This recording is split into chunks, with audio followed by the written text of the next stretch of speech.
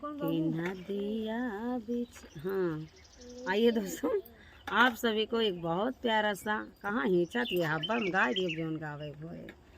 आप सबका एक बहुत प्यारा कजरी सुनावे चलता है। गीत कैसे लागे कमेंट करिए, अच्छा लागे जरूर मुलाकात करिए, भेंट मुलाकात करिए पूजा दीदी से। हाँ हमें इसे आई करिए सावन में और पूनम दीदी बहनी से सबसे भेंट मुलाकात करिए। गीत बहुत प्यारा बा, कैसे लागे गीत कमेंट करके जरूर बताइए।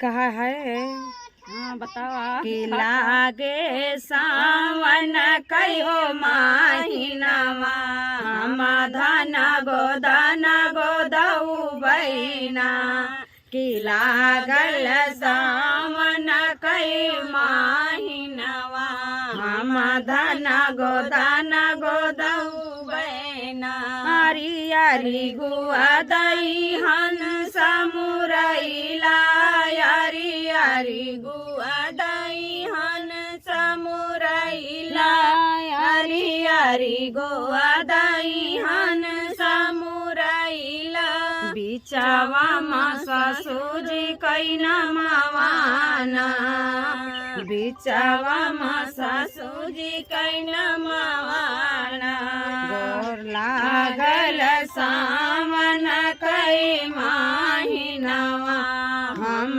धन गोदऊ बहिना हरी हरी गुआ दई हंस मुरैला हरी गुआ दई हंस मुरैला बिचावा मा जेठावा कैना मवाना लागल सावन कई महीनावा हम धन गोदऊ बहिना हरी हरी गुआ दई हंस मुरैला हरी गुआ दई हंस मुरैला बिचावा मा देवर कैना मवाना लागल सावन कई महीनावा हम धन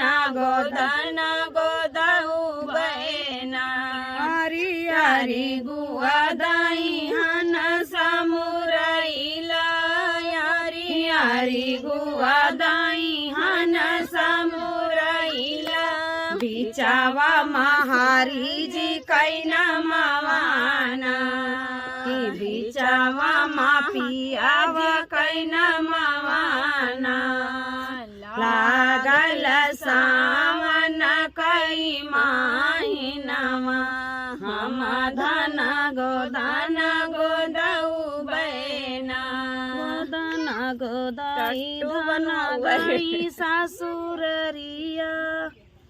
देखा इतना बढ़िया गाना गाओ क्यों नहीं गवाई।